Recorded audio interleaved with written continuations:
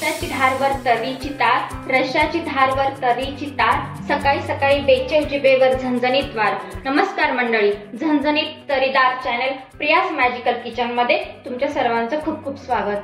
तर मग आपण सुरुवात करूया आपल्या आजच्या रेसिपीला, झणझणीत नाशिक मिसळला। त्यासाठी मी कुकर गरम होण्यासाठी ठेवला गॅसवरती। त्यामध्ये आता आपण तेल टाकूया।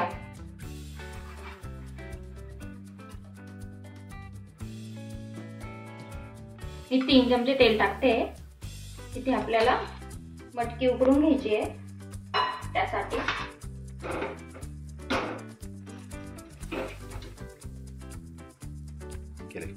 तेल गरम झाल्यावरती त्यात आपण टाकतोय मोहरी। मोहरी छान तडकू द्यायची आहे, अर्धा चमचा साधारण। त्यानंतर जिरे, थोडंसं हिंग। हिंगाने खूप छान फ्लेवर येतो। थोडेसे कढीपत्त्याचे पान आणि हा बारीक चिरलेला कांदा।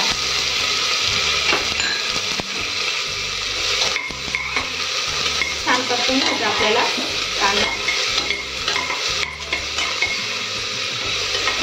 कांद्यामध्ये थोडंसं मीठ टाकते मी, 1 चमचा, जेणेकरून कांदा पटकन लाल होईल।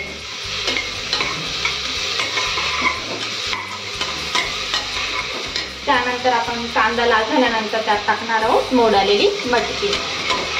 विशेषतः आपले कडधान्य, त्यामध्ये भरपूर सारे प्रोटीन्स वगैरे असतात, पण जेव्हा आपण अशी मोड आलेली कडधान्य वापरतो त्यात अजून ते प्रोटीन मध्ये भर पडते।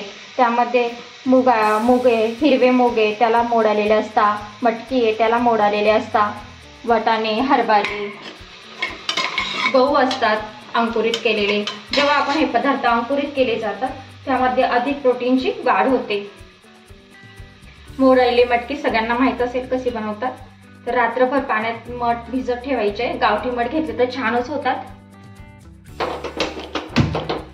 भिजत ठेवल्यानंतर सकाळी ते काढून घ्यायचे, 3-4 वेळेस स्वच्छ पाण्याने धुवायचे आणि एका कपड्यामध्ये मटकी बांधून ठेवायची। मग छान मोड येतात। आता आपला कांदा लाल झालाय। आता आपण त्यात टाकूया ही मोड आलेली मटकी। 1 वाटी आहे, साधारण 4-5 माणसांची मिसळ बनवते।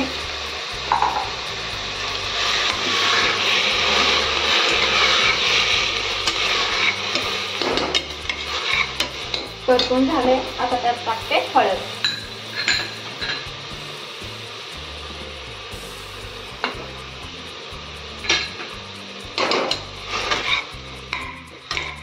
हळद आणि मीठ टाकल्यामुळे काय होतं, छान फ्लेवर येतो आपले जे बॉईल मटकी आहे तिला। आणि ते आपण सूप म्हणून सुद्धा लहान मुलांना, म्हाताऱ्या माणसांना पिण्यासाठी देऊ शकतो। म्हणजे एका कामामध्ये 2 कामं होऊन जातात। एक सूप रेसिपी पण तयार होईल तुमची अशा पद्धतीची, आणि आपली झणझणीत मिसळ सुद्धा तयार होईल। आता मध्ये त्यात टाकूया आपण आवश्यकतेनुसार पाणी।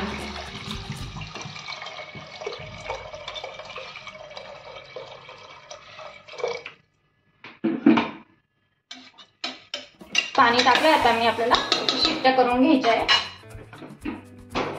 खूप जास्त ओव्हर कुक नाही करायचे आपल्याला। आपले जे कडधान्य त्यांचा जो प्रोटीन आहे ते निघून नाही गेले पाहिजे, त्याच्यामुळे व्यवस्थित 1 शिट्टीमध्येच कुक करायचे। तुम्हाला जर 3 शिट्ट्यांमध्ये खूप हेवी जास्त कुक होत असेल तर तुम्ही 2 शिट्ट्या करू शकता। त्याचं झाकण लावते आणि शिट्टी करून घेऊया। आता आपण करूया मसाल्याची तयारी। आता आपण बनवत आहे मिसळचा मसाला। त्यासाठी मी सुकं खोबरं घेतलंय, अर्धी वाटी आहे। तुम्हाला वाटलं तर किसून घेऊ शकता, मी असे काप करून घेतलेले आहे। नाशिकची मिसळ झणझणीत तर असतेच, आणि दुसरी महत्त्वाची गोष्ट म्हणजे त्याच्यामध्ये वाटण केलेलं असतं कांदा खोबऱ्याचं।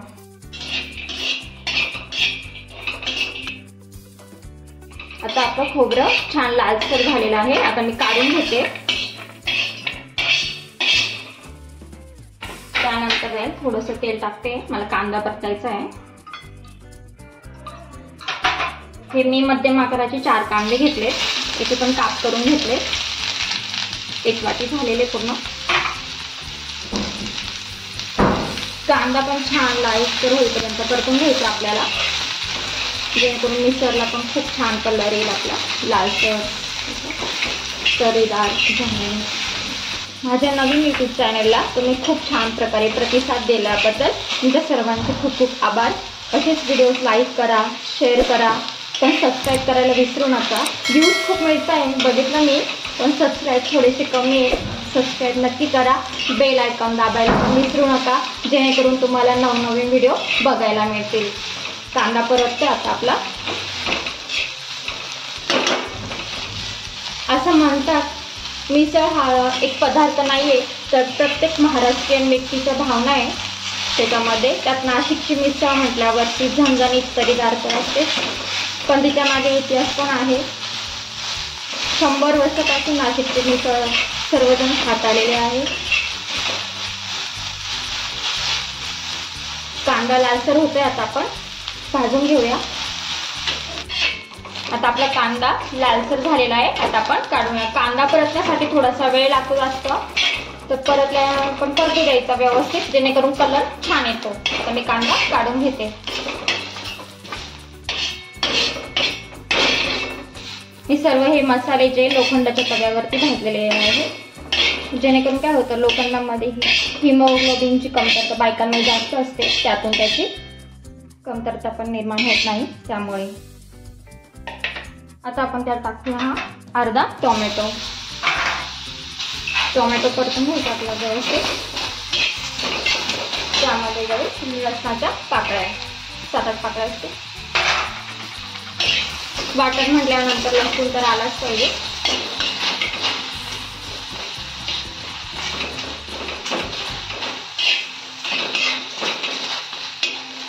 त्यानंतर छान असे हिरवीगार कोथिंबीर छान भाजून घ्यायचे. आणि आता आपल्याला ते थंड झाल्यावरती मिक्सरमधून त्याचं वाटण करून घ्यायचे.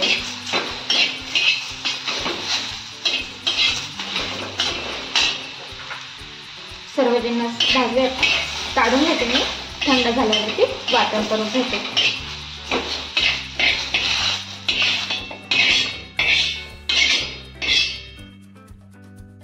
आता आपण सर्व वाटण बारीक वाटून घेतलेलं आहे मिक्सरवरती अशा पद्धतीने. आणि आता मी कढई पण ठेवलेली आहे गॅसवरती. त्यात तेल टाकलेलं आहे टाकण्यासाठी. शक्यतो मिसळ म्हटल्यानंतर तेल थोडं जास्त येतं. काही जण हेल्थ कॉन्शियस असतात, त्यांनी थोडं कमी केलं तरी चालेल, पण मिसळ म्हटल्यावरती तरी असलीच पाहिजे. तरी म्हटल्यावर तेल येतच. तेल टाकलंय आता मी. तर टाकते थोडेसे कढीपत्ते,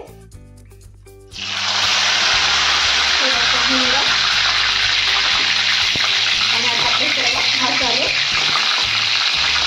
वगैरे टाकून घेते मी. हळद पावडर, हा लाल तिखट मसाला आमचा घरचा, तो टाकते मी. तुम्हाला तिखट हवं असेल तिखट टाका, कमी असेल तर कमी टाका. मी ते 4 चमचे वापरते. 4-5 जणांची मिसळ आहे. हा आमचा मिसळ मसाला आहे, तो पण टाकते. हा थोडासा मटण मसाला ॲड केला आहे मी. त्यानंतर हा आमचा घरगुती गरम मसाला थोडासा ॲड करते. सर्व मसाले आता मी परतून घेते. काय होतं, एकदम तेलात जर टाकले तर ते जळण्याची शक्यता असते, म्हणून मी थोडा मसाला ॲड केला. गॅस कमी करते. पुरता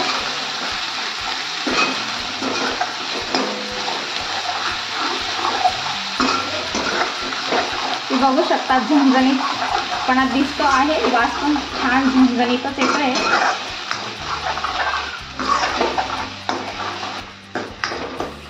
सर्व वाटण आता परतून घेते मी. मसाले छान तेल सुटेपर्यंत परतून घ्यायचे. छान तरी सुटते मग मसाल्यांना.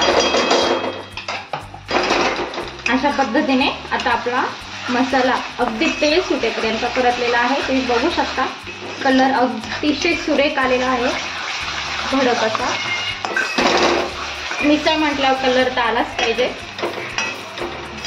त्यात नाशिकची म्हटल्यावर कलर झणझणीतपणा असतोच. नाशिकला ग्रेप सिटी म्हणून ओळखतात. मला असं वाटतं काही दिवसांनी मिसळ सिटी म्हणून पण ओळखते.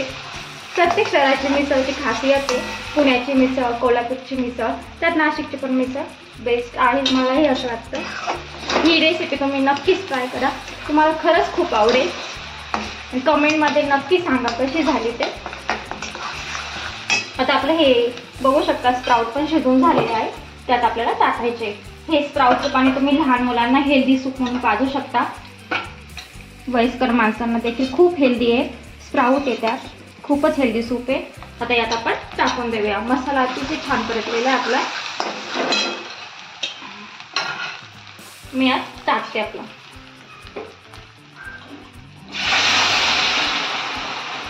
थोडीशी काळजी घ्यायची, अंगावरती ओढू शकता.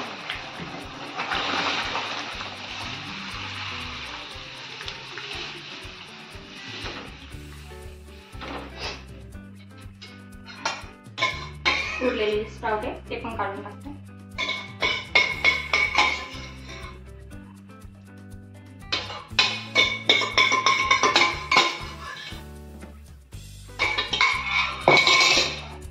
अशा पद्धतीने हलवून द्यायचे एकत्र.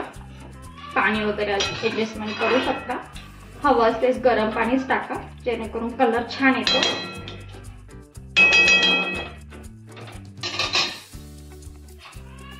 थोडंसं वाटणचं गरम पाणी होतं ते ऍड करते मी.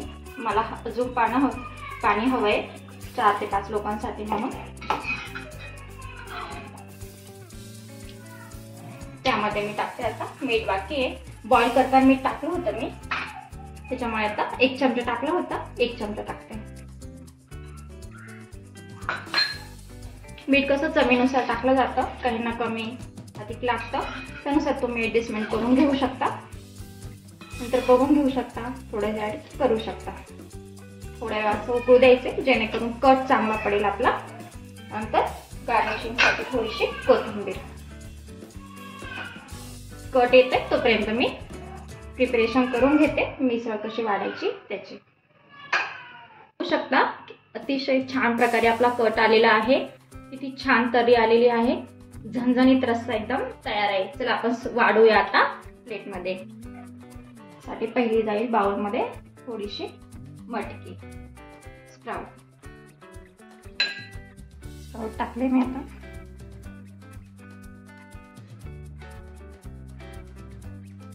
त्यानंतर वरतून थोडंसं फरसाण. हे बघू शकता, बघूनच तोंडाला पाणी सुटलंय. थोडं बारीक करून टाकलं तरी चालतं, असंही टाकलं तरी चालेल. एकदम तोंडाला पाणी सुटलंय. त्यानंतर थोडासा कांदा, थोडीशी कोथिंबीर. आता जाणार आपला रस्सा.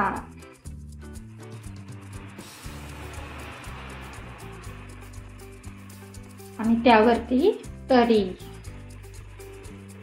मिसळ आणि तरी यांचं खूप जवळचं नातं आहे, मला तरी असं वाटतं. त्यात पाव तर आलेच.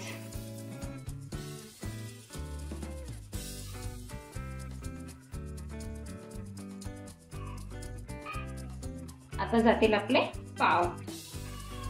नंतर परत थोडासा कांदा, थोडीशी कोथिंबीर. लिंबू तर पाहिजेच मिसळ म्हटल्यानंतर, लिंबाची फोड. अशा पद्धतीने आपली नाशिकची झणझणीत तरीदार मिसळ तयार आहे. मंडळी, वाट कसली बघताय? या मग खायला. पोट भरून नाही तर मन भरून खा.